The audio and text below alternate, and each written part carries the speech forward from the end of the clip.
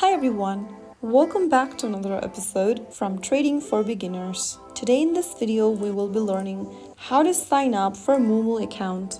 To sign up for MooMoo account, launch open your MooMoo application first on your mobile device. If you haven't downloaded the app yet, download it from your Google Play Store or your App Store and launch it open. In the first welcome screen, tap on the sign up to start the registration process.